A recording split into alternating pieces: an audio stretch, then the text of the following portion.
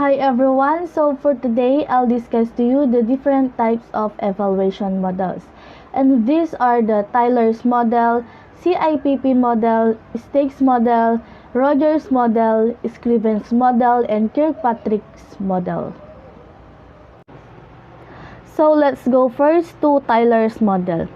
Tyler's goal attainment model, or sometimes called the objective-centered model, is the basis for most common models in curriculum design, development, and evaluation. The Tyler model is comprised of four major parts.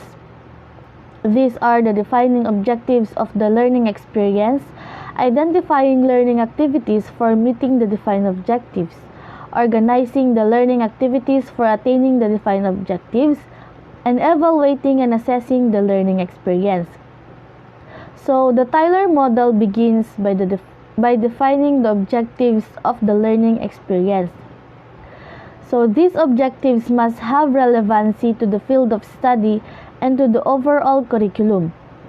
Tyler's model obtains the curriculum objectives from three sources, which are the students, the society, and the subject matter. When defining the objectives of a learning experience, Tyler gives emphasis on the input of students, the community, and the subject content. Tyler believes that curriculum objectives that do not address the needs and interests of students, the community, and the subject matter will not be the best curriculum. The second part of the Tyler's model involves the identification of learning activities that will allow students to meet the defined objectives. So, to emphasize the importance of identifying learning activities that meets defined objectives, Tyler states that the important thing is for students to discover content that is useful and meaningful to them. In a way, Tyler is a strong supporter for the student-centered approach to learning. Overall, Tyler's model is defined to measure the degree to which predefined objectives and goals have been attained. In addition, the model focuses primarily on the product rather than the process for achieving the goals and objectives of the curriculum. Therefore, Tyler's model is product-focused. It evaluates the degree to which the predefined goals and objectives have been attained. So let's move on to CIPP model. CIPP evaluation model is a program evaluation model which was developed by Daniel Stufflebeam and colleagues in the 1960s. CIPP is an acronym for Context, Input, Process, and Product.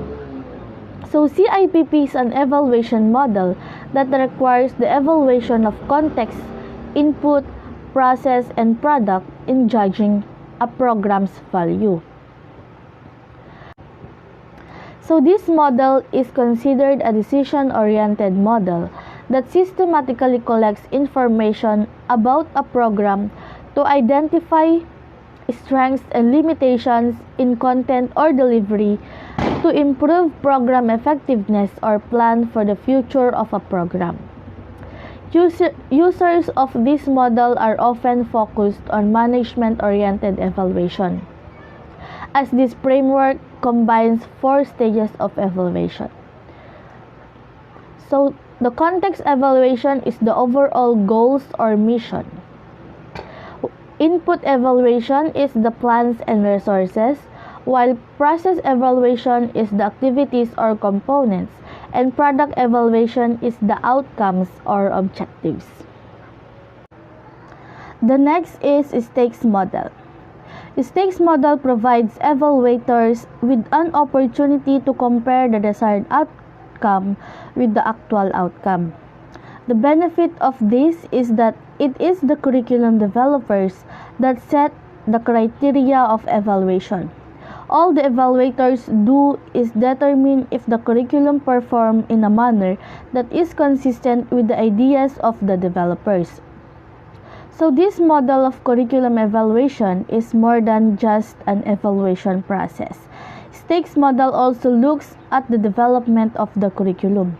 When using this model, it is necessary to compare the developed curriculum with what actually happens in the classroom.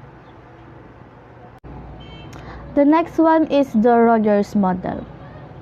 Kaufman's model is one of a number of learning evaluation models that built on the Kirkpatrick model, one of the most popular and widely used training evaluation models of all times. As you may know, Don Kirkpatrick introduced his four-level methodology in 1959 through a series of articles published in the Journal of the ASTD. He published his seminal work evaluating training programs, The Four Levels, in 1993, finally making his ideas available in an easy-to-use reference guide.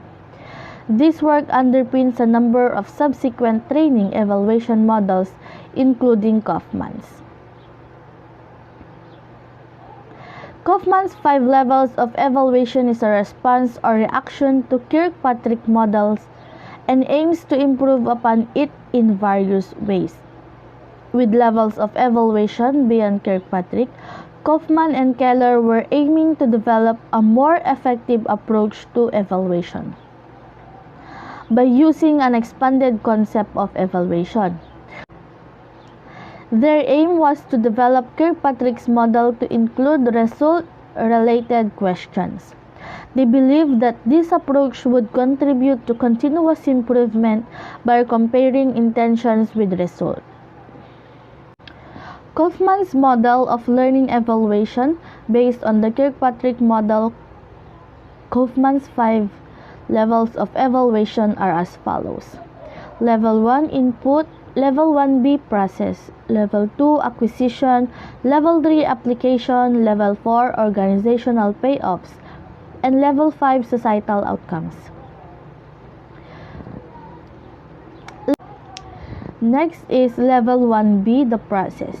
The second part of the first level measures process acceptability and efficiency. In other words, the actual delivery of the learning experience. Level 2, acquisition. This level studies the payoffs for both individuals and small groups. The micro-level client would usually be the learner, so you would be studying whether they acquired the learning and whether they used it on the job. The next is application. The third level evaluates how well participants utilize what they learn in their on-the-job performance. The next is Level 4, organizational payoffs. This measures payoffs for the organization as a whole.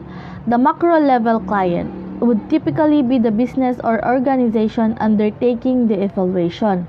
This level includes performance improvement evaluation and a cost-benefit and or cost-consequence analysis. The last level is the societal outcomes. This level focused on what he termed mega-level clients. This could refer to a business clientele or to society as a whole. The next one is the Scriven's model. Michael Scriven introduced the term formative and summative, broadened perspective of evaluation. Evaluators should not know the educational program's goal in order not to be influenced by them. Evaluator therefore totally independent. Evaluator free to look to processes and procedure, outcomes, and unanticipated. The Scriven's model, roles of curriculum evaluation. Scriven differentiates between two major roles of curriculum evaluation, the formative and the summative. The formative evaluation is during the development of the program. By formative evaluation, we mean evaluation by brief tests used by teachers and students as aids in the learning process. While such tests may be graded and used as part of judging and classificatory function of evaluation. We see much more effective use of formative evaluation if it is separated from the grading process and used primarily as an aid to teaching. Formative evaluation is typically conducted during the development or improvement of a program or course. The summative evaluation is at its conclusion. Summative evaluation involves making judgments about the efficacy of a program or course at its conclusion.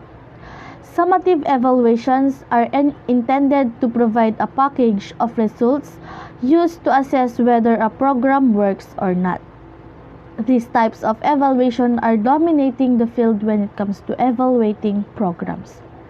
While the timing of a summative evaluation has to allow the program to have a reasonable chance to achieve its goals, it is often carried out for the evaluation and short-term goals.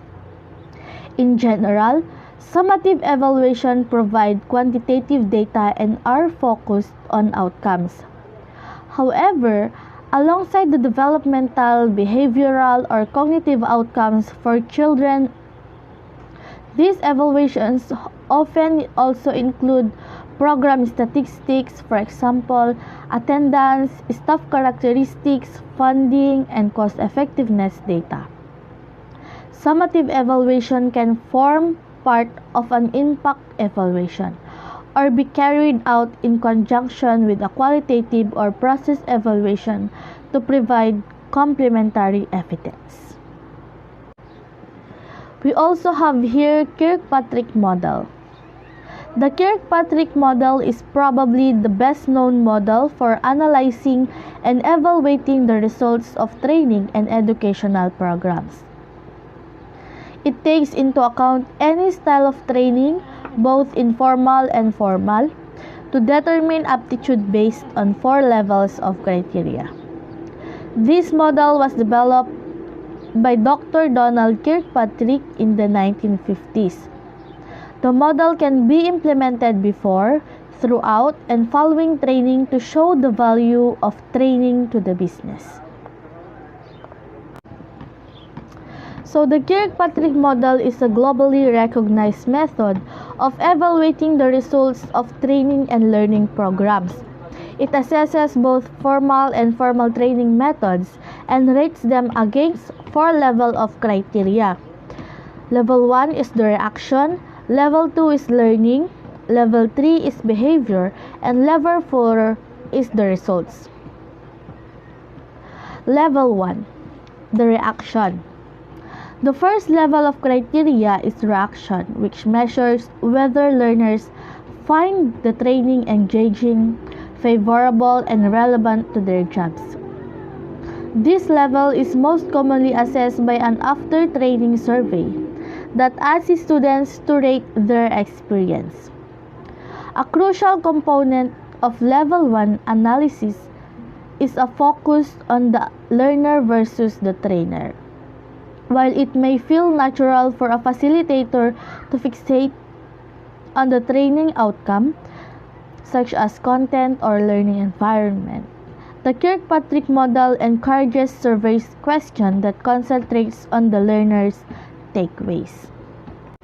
Level 2 is the learning. Level 2 gauges the learning of each participant based on whether learners acquire the intended knowledge, skills, attitude, confidence, and commitment to the training. Learning can be evaluated through both formal and informal methods and should be evaluated through pre-learning and post-learning assessments to identify accuracy and comprehension. Methods of assessment including exams or interview-style evaluations. A defined, clear scoring process must be determined in advance to reduce inconsistencies.